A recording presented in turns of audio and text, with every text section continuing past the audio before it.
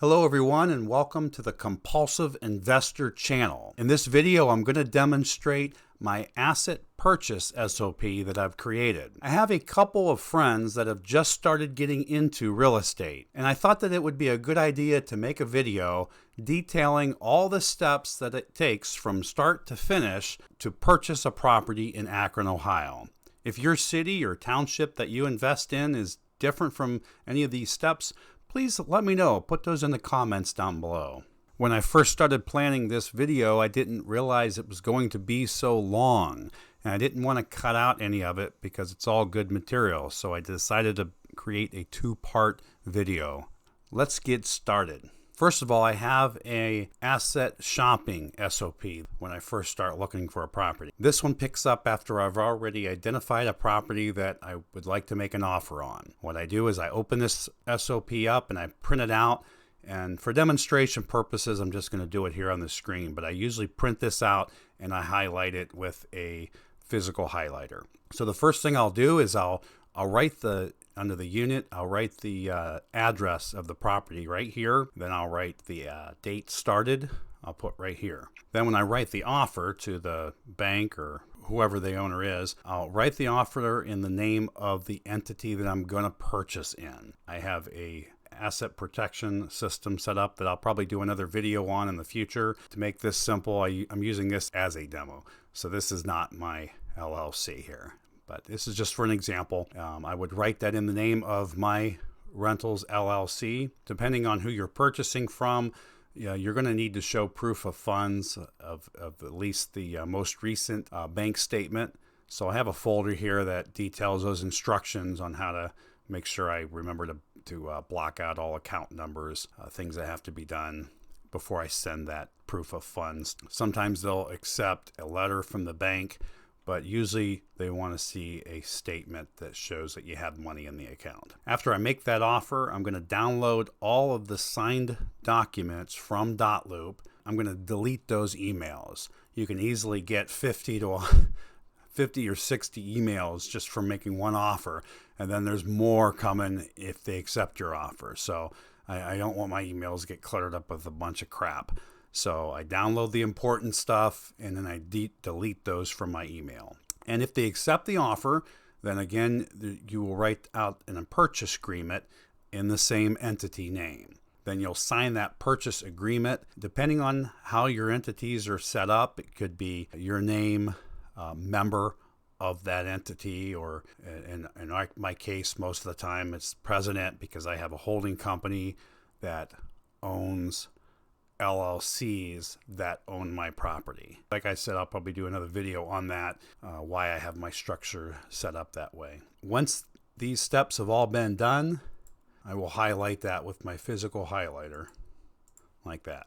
While I'm waiting for a closing date from the title agency, I will do my own property info search. Now, I don't always do a title search because the title company does that, but I've had mistakes made in the past before where address was labeled a street when it was an avenue. I can't remember exactly. It was something like that. And then I had to do a quit claim to correct that information, which in turn put my personal name on the line of title. And I do not want that for anonymity purposes, so that it just kind of messes up my whole system that I set up. So I do that property search first of all to make sure that the address is correct and it's going to be correctly stated on the new title. If you don't do this and then you go to a lender, the lender is going to find that mistake and make you do that quit claim. So you don't want that. When it comes time to signing, you want to make sure that if you have a anonymity structure set up, you want to confirm that there's no personal information on that purchase agreement. You're getting financed from the get-go. That may not be possible. You kind of have to do what they tell you to do. Then you're going to get from the title company a email that gives you the wire instructions, and you want to make sure that that's an accurate email and that you have that and it's from that company before you wire the money. Once you wire the money, it's gone. So you want to make sure that everything on that email is correct. Now here's how I have my folder structure set up on my computer. I have my real estate folder, which contains my entities, my entity folder. Inside that, each individual entity that owns property is inside of that folder. And then when you open that entity folder up, you'll find a folder called My Properties. And this is what I'm talking about here, where I copy the new asset folder to my properties folder. That's what I'm doing. And I'm going to open this up real quick. And this is the folder that I use. It's called New Asset Folder.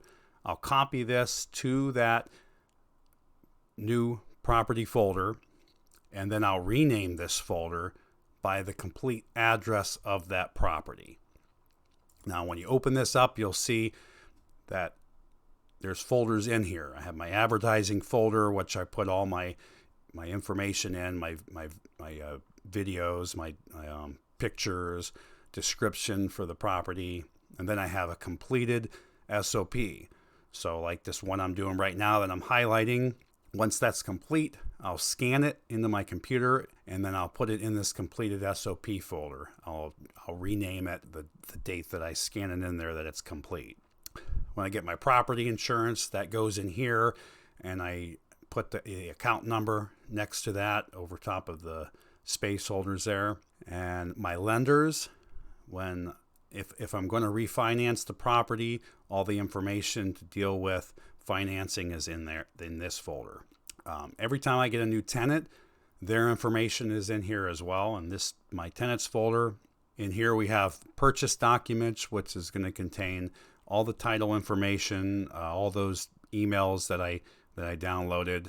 Everything goes in here. Purchase pictures that I took when I first looked at the property, as well as any rehab pictures, just for future reference. My utilities, I got a whole bunch of stuff in there just for stuff that I need to save.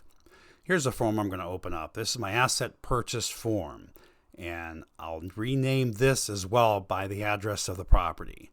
Once that's renamed, I'll open this Excel file up, and I'll highlight everything in here green as I fill this out. So I'm going to put the name of the property in here. The address, full address of the property will go here. Acquiring entity, this will be the LLC that owns that property now. I own all of my properties in LLCs for asset protection, for anonymity. There's several reasons for that. Again, I'll get into another video on that later.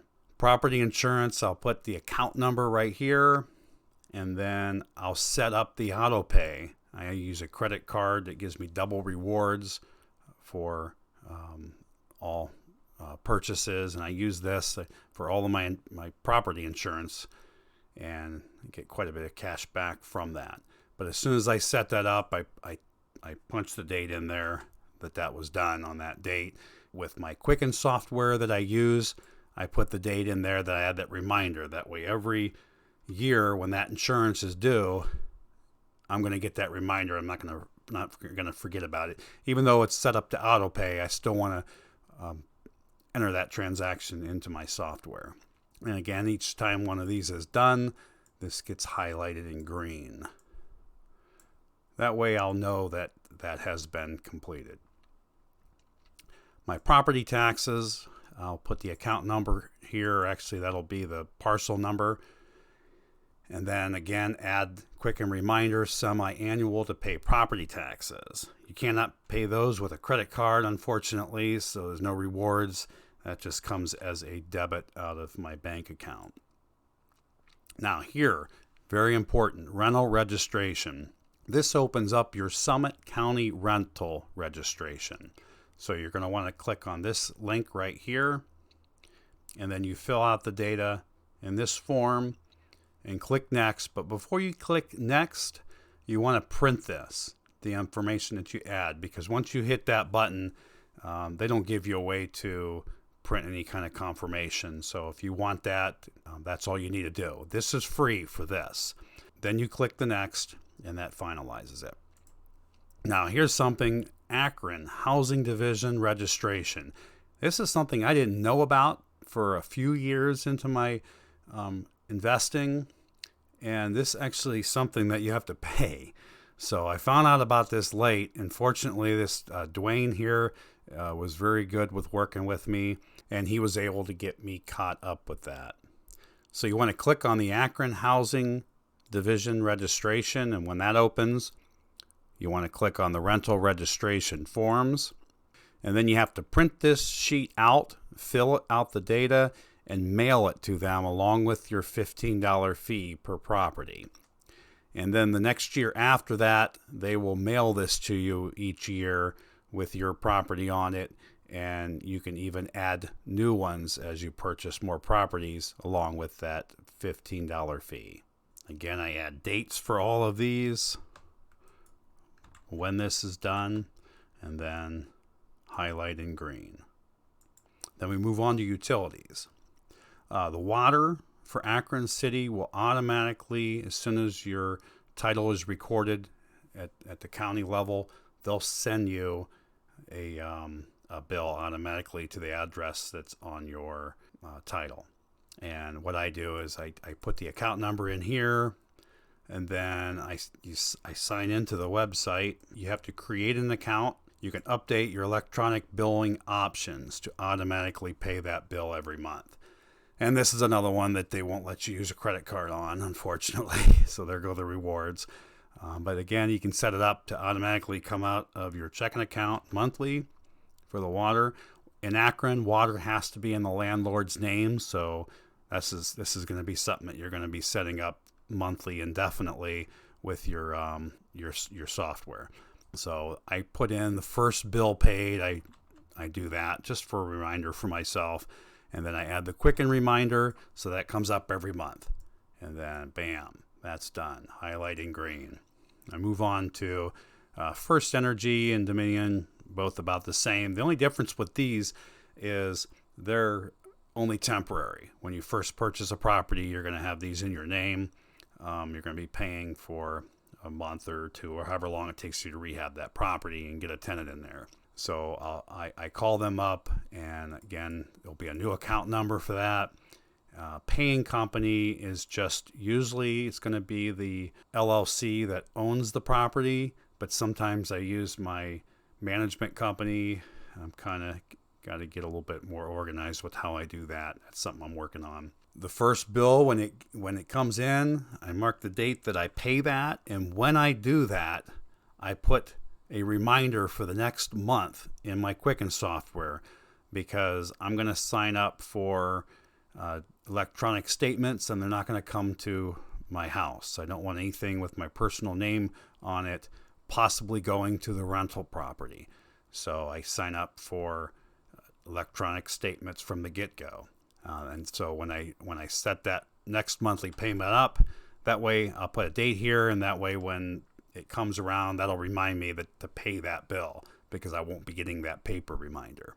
Also, when I'm on the phone with a new account, I will do what's called revert to landlord. This was a wonderful thing that the utilities started doing. First Energy and Dominion both do it. And what that means is once a tenant moves in, they're going to obviously put the bill in their name. But when they move out, the utility companies would normally shut the power off and the gas off.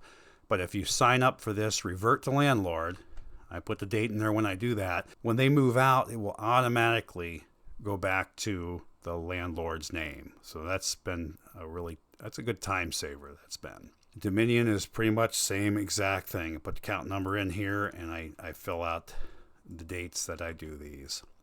And then I highlight this in green. And then when this is done, it's just saved in that folder so that everything can be accessed whenever I need it. Close this out and save it. I'm not going to do this now because this is a demo. So we'll go back to my purchase SOP. And that's it for part 1. Stay tuned for part 2. It's coming very shortly. I thought that was it. It's coming. You can barely see it. It's coming. Stay tuned.